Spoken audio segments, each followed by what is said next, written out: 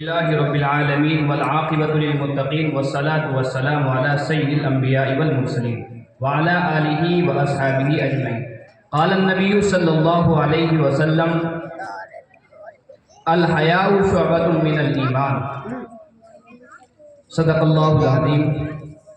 عزیزان گرامی، آج کے اس عظیم الشان پروگرام میں، آج کے اس عظیم الشان اجلاس میں صرف ایک حضور صلی اللہ علیہ وسلم کی حدیث بیان کرنے کا ارادہ ہے۔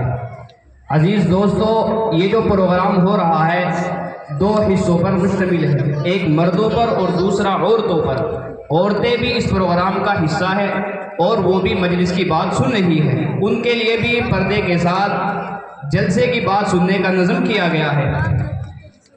حضور صلی اللہ علیہ وسلم کی ایک حدیث ہے، امام شمس الدین ذہبی رحمۃ اللہ علیہ نے اپنی مشہور کتاب الکبائر میں بیان فرمایا ہے۔ وہ فرماتے کہ ایک مرتبہ حضرت علی رضی اللہ تعالی عنہ اور حضرت فاطمہ الزہرا رضی اللہ تعالی عنہا حضور صلی اللہ علیہ وسلم کے گھر تشریف لائی۔ حضور صلی اللہ علیہ وسلم کو جب دیکھا کہ آپ صلی اللہ علیہ وسلم رو رہے ہیں، عزیز دوستو، حضرت علی رضی اللہ تعالیٰ نے جب دیکھا کہ اللہ کے نبی رو رہے ہیں تو خدمت میں حاضر ہوئے اور عرض کیا کہ یا رسول اللہ، آپ کیوں رو رہے ہیں؟ آپ کو کس چیز نے پریشان کیا ہے؟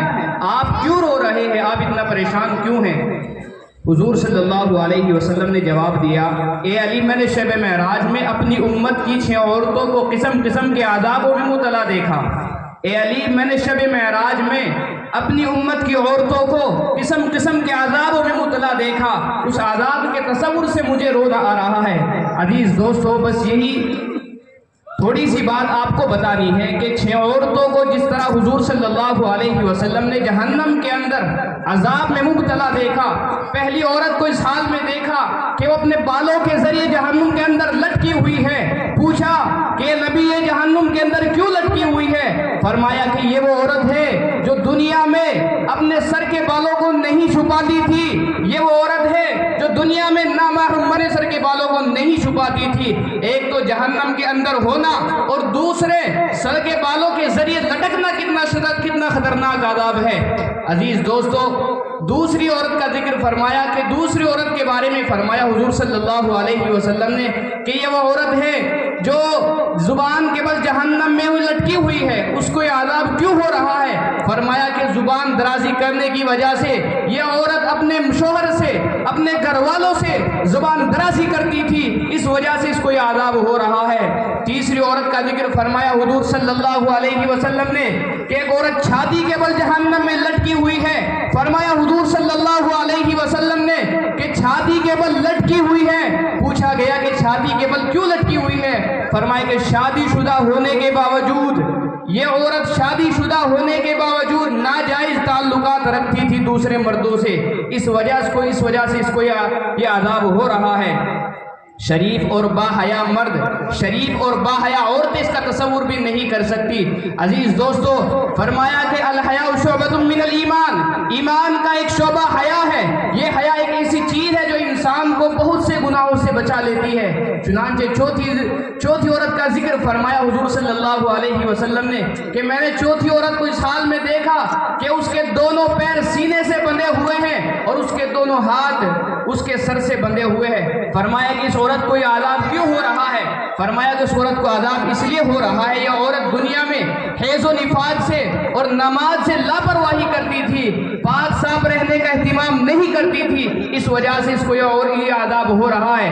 5ویں عورت کا ذکر فرمایا حضور صلی اللہ علیہ وسلم نے کہ یہ 5ویں عورت وہ ہے جس کی شکل خنزیر کی ہے اور اس کا پورا جسم گدھے کی طرح ہے اور اس کے پورے جسم پر سانپ اور بچھو لٹکے ہوئے ہیں۔ پوچھا گیا کہ اس کو یہ عذاب کیوں ہو رہا ہے؟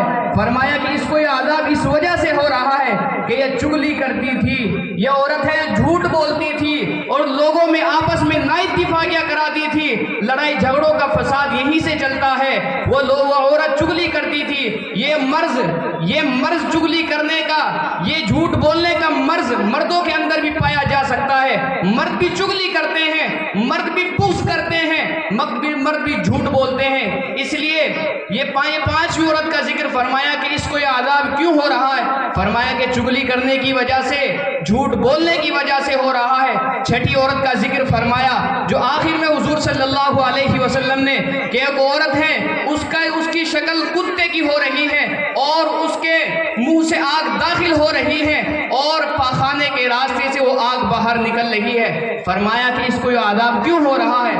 فرمایا حضور صلی اللہ علیہ وسلم نے اس لیے ہو رہا ہے کہ یہ عورت حسد کرتی تھی، یہ عورت بغض کرتی تھی، یہ عورت حسد کرتی تھی اور جلن میں جلن کرتی تھی، احسان جتلاتی تھی، اس لیے اس کو یہ عذاب ہو رہا ہے۔